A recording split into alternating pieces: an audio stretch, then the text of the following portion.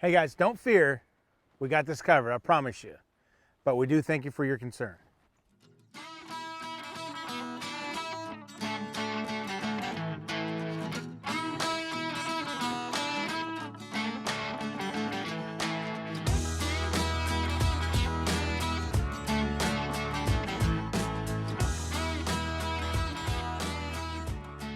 Hey folks, welcome back to the Rockin' Sea Homestead. My name is Lance. I want to welcome you to our channel. So today we're going to be in our cantaloupe and our melon patches, and we're going to talk about how we're growing these things vertically or on these metal and wood trellises. So stay with us and we'll show you what we're doing. So I know we've got a ton of comments and questions asking us, how are you going to handle the fruit once it starts growing on the vine, on the trellis? And early in the season, right when we started planting the watermelons, a friend of mine sent over like a link to a website that had an article about how to grow watermelon, cantaloupe, any kind of heavier melon on a vertical or like a trellis. And what they used was what they call like a watermelon sling, or I've heard them called cantaloupe hammocks or melon hammocks. And you can actually buy these online. I'll actually put a link to one down below. We didn't want to purchase one. They're like 45, 50 bucks. So we just used an old t-shirt of mine. We cut it in about 2.5-inch strips, and we're going to show you that here in a little bit. But as you can see, they are growing very, very well. Unfortunately, the plants don't look all that great right now. We're getting a little bit of that powdery mildew that we got on our squash plants earlier. And we got to come through and kind of nip off some of these little itty bitty melons that are popping up. Too many of them's not too good for your plants, or they take away the energy from these little babies that are hanging down. So let's get in here and let's show you what we've done so far.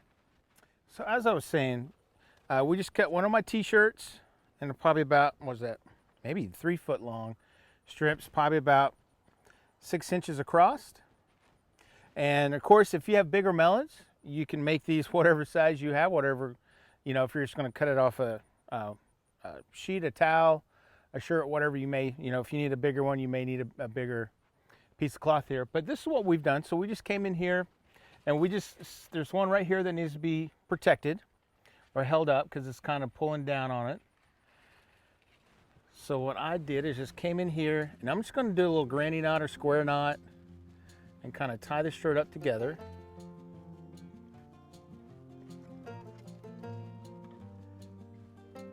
And depending on how big you need the sling to be or how low you need it to be, you can adjust all that. I'm just tightening this up real tight. And then you can just set your melon right in here.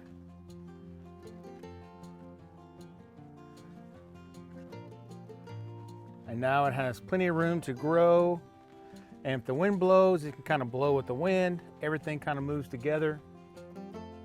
And we have about 6 of these up between our other cantaloupes and our watermelon. And so far, they've worked out really, really well. We have not had any problems with it at all.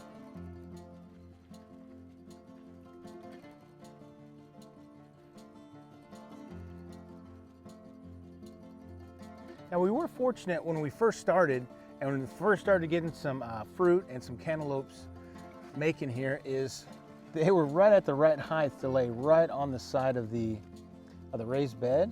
And we have about 3 of them over here. There's another one, and there's a brand new one we just saw that's just getting big enough. And then there's one over, I think it's about ready to be picked.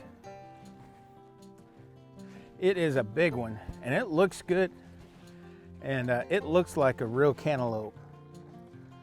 I just have to figure out, I think this tendril has to kind of go off and kind of die off, but everything else looks really good. Like I said, we did this not only with the cantaloupe, we did do it with our watermelons.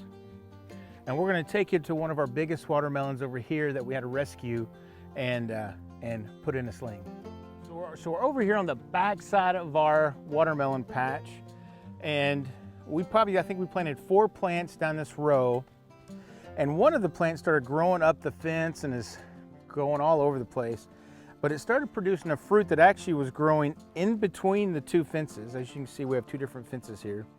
So we had to pull this one out the other day, and as you can see, the fence kind of scarred it up a little bit, but the watermelon's looking really good. This isn't like your big green watermelons that you get at the store. It's a different variety. We have to see exactly when this is ready to be picked and ripe.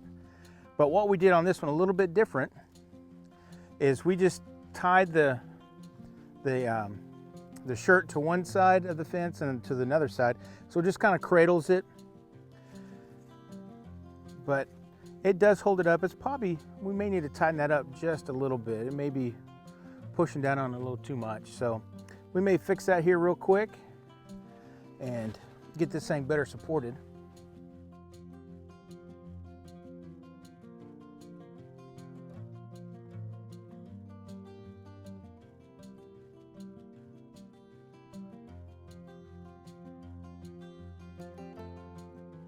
Well, folks, and that's how we are growing these melons vertically or on a trellis, however you want to say it. So far, it's been working out really, really well, other than the plant's getting a little bit of some stuff on them that we need to take care of, some spray. But other than that, we are looking forward to having some fresh melons. This is our first time growing.